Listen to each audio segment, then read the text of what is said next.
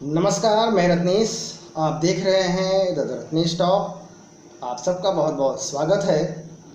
पिछले दिनों एक खबर आई अंतर्राष्ट्रीय स्तर पर, यूनाइटेड नेशन में पाकिस्तान के विरुद्ध भारत की एक स्टैटिस्टिकल जीत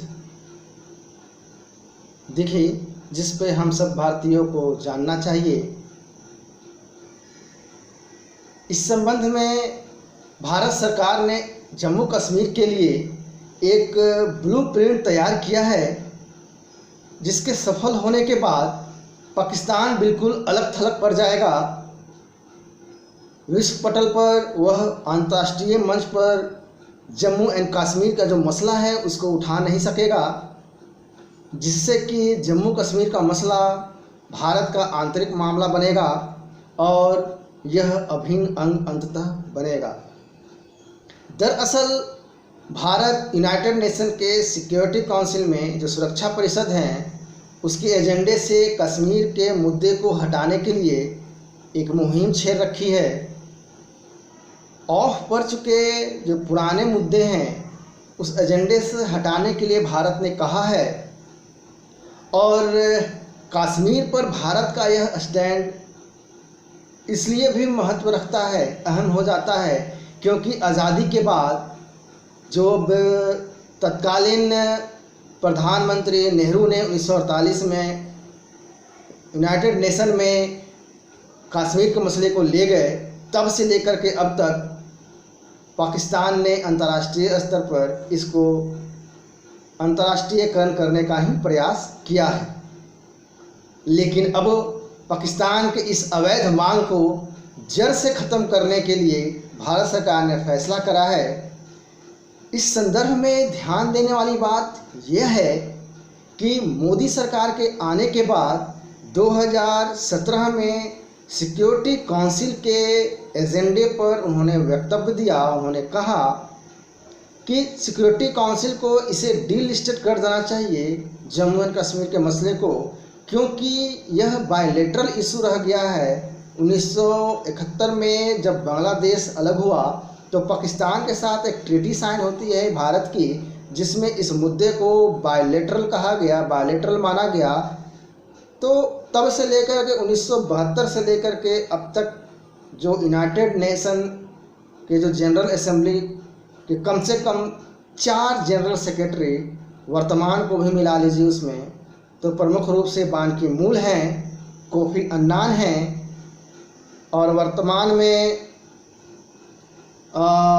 एंटोनियो गुतेरेस हैं, जो कि जनवरी के महीने और फरवरी के महीने में इसी वर्ष एक स्टेटमेंट दिया और उन्होंने कहा कि जम्मू एंड कश्मीर का मसला अब यह डिस्प्यूटेड मसला नहीं है।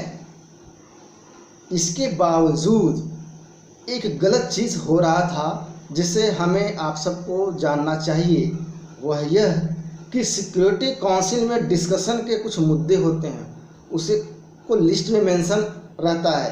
तो जबकि यह बायलैटरल इशू पहले कहा जा चुका था 1972 से ही, और फिर जनरल सेक्रेटरी जो हैं यूनाइटेड नेशन के, वर्तमान वाले भी और इसके पूर्व वाले भी इसे डिस्प्यूटेड नहीं मानते हैं। तो सिक्योरिटी के लिस्ट में फिर भी यह था, मेंशन था अभी भी यह मुद्दा, लेकिन डिस्कशन कभी हुआ नहीं।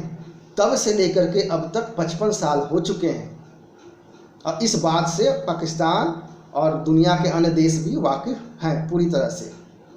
लेकिन फिर भी इस मसले पर UNCIP, United nation commission Indo पाक, जो कि यह मसला यूनाइटेड नेशन में जाने के बाद एक कमीशन बनाया गया, इसका नाम UNCIP रखा गया। इस कमीशन का इसका ऑफिस दिल्ली में था, इसके पदाधिकारी थे, इनके सैलरी भारत सरकार देती थी। लेकिन 2014 में मोदी के आने के बाद यह जम्मू कश्मीर का मसला अब बायलैटरल हो चुका है। यहाँ पे यह क्यों बैठा है? मोदी सरकार ने ऐसा कह करके जो ऑफिस के बंगले थे उसको खाली करवाए, जो सैलरी दिए जा रहे थे भारत सरकार की तरफ से उस पर रोक लगाई गई।